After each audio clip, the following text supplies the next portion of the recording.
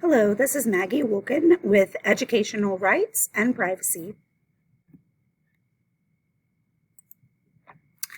Welcome to the Professional Development 2022. Today's topic, we will be discussing FERPA. Some of the things we will be discussing today are the FERPA basics, and we'll just be defining those laws.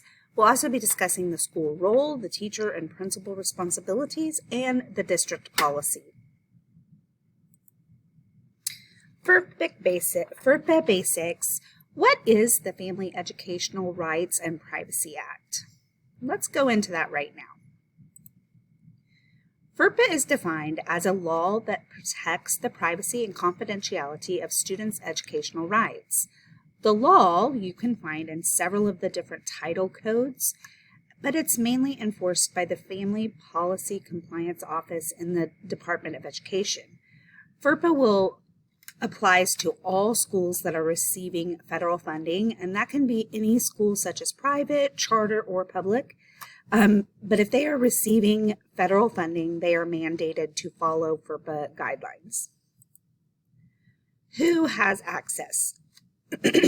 Those who can access educational rights would include parents themselves and the student if they're older than 18. However, there's a little bit of a further guideline with that 18-year-old student. If there is a student that is currently 17 years old and has graduated and is attending college, they would have the same access as a student that is 18 or older. Both the student and the parents also have the right to deny access to other stakeholders, especially those outside of the school district. What is an educational document? Let's see, what is included in those records? Anything that has a student's name, address, the parents' names, personal data numbers like that student ID number or their social security number. Personal information that could make a student traceable. So we need to think about those school photos, school rewards, anything like that.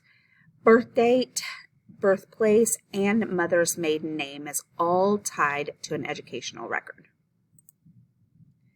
So let's just ask some questions for ourselves to see if we can tell the difference between an educational record and not an educational record. So discipline. Yes, discipline can be counted as an educational record if it was something that was written up and there was a history of the record.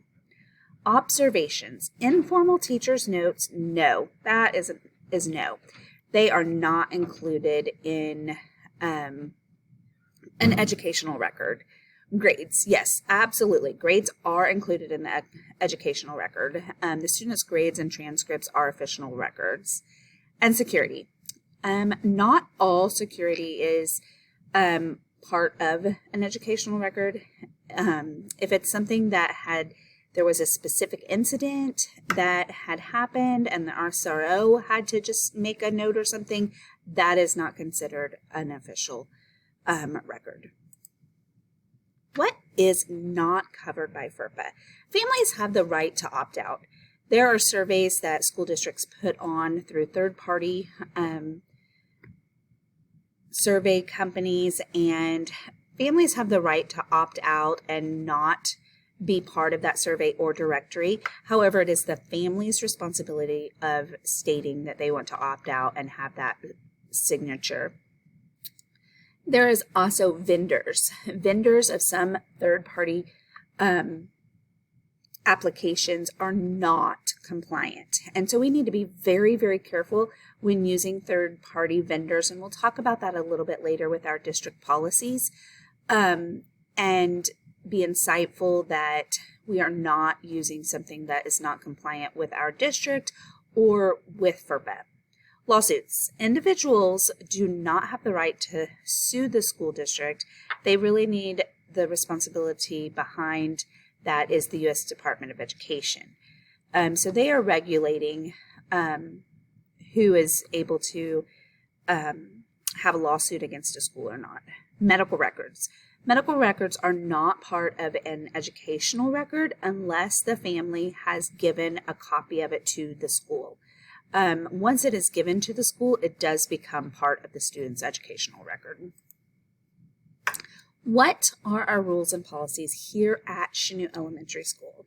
What are our individual teachers and our school buildings within our district responsible for when it comes to FERPA? We have to make sure that we are destroying certain documents. I know at the end of the year, we are all at the shredder putting in documents that are paper that we know that we have created throughout the school year or saved students' work throughout the school year. And so we just stick those into the shredder and make sure that we have nothing containing their name within our classroom. However, there are a lot of digital aspects of a student that we collect throughout the year that also has to be destroyed.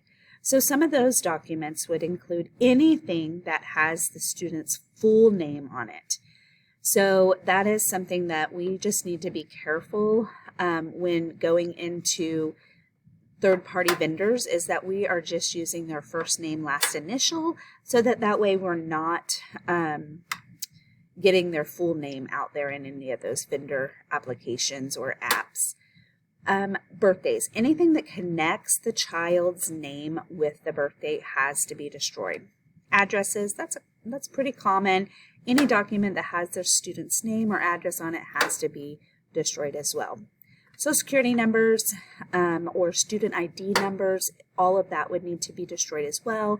And any apps that are containing PIN numbers should be cleared out. Now, one that kind of surprises us are credit cards. Why would we have a family's credit card on file? Well, they might have paid for a book, or they might have paid for lunch, or a book order, and we would need to make sure that that information is shredded and that we do not keep their credit card information.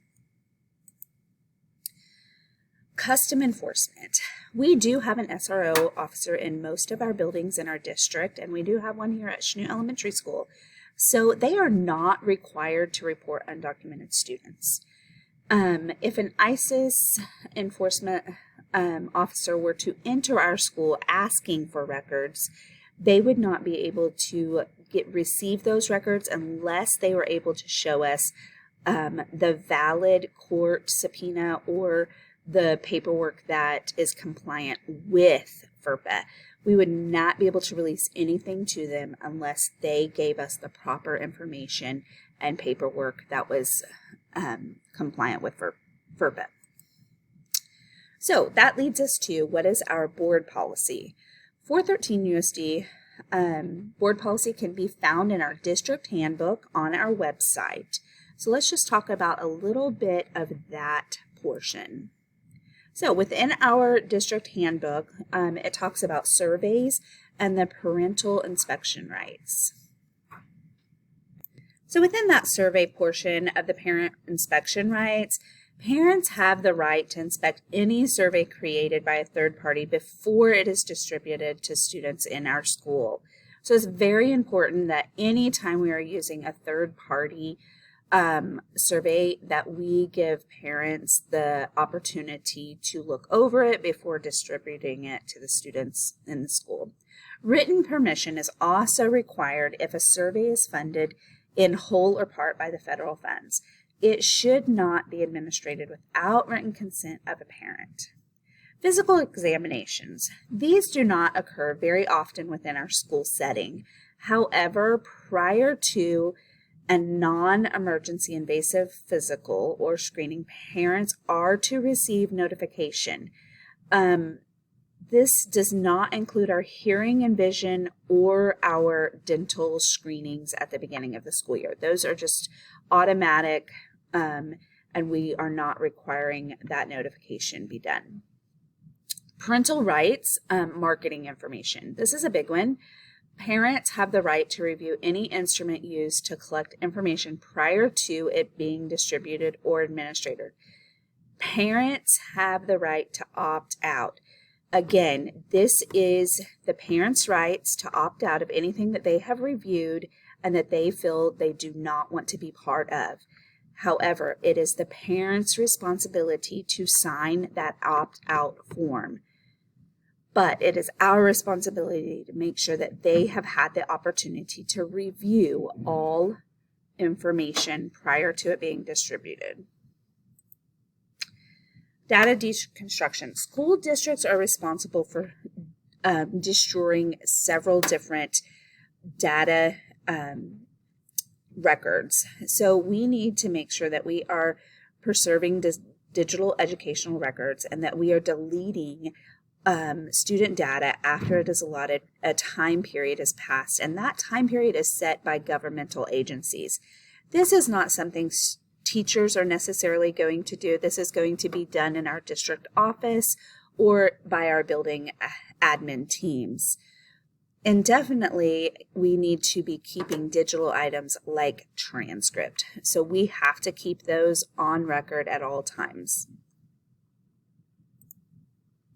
Why should we even be keeping these documents?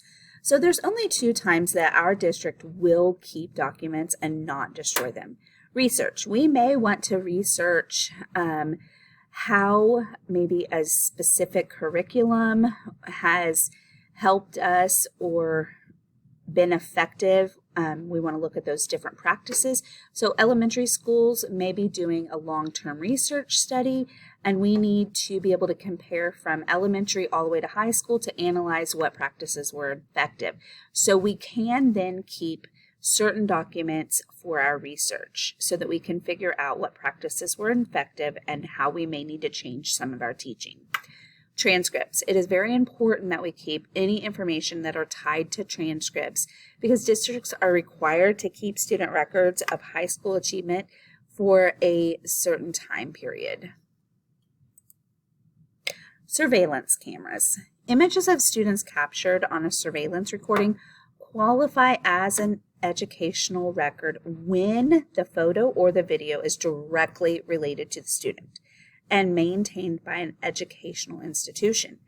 However, a recording will not be considered directly related when a student's image is simply incidental to the activity.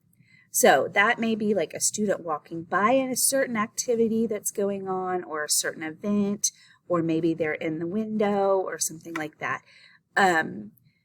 If there are records of a specific incident that requires disciplinary action of specific student, and those records are kept by the school, then they are absolutely covered by FERPA and it becomes an educational record. So bottom line, some of the just need to know things about FERPA that we need to remember from today's topic. Watch for. We need to definitely be watching for those free vendors.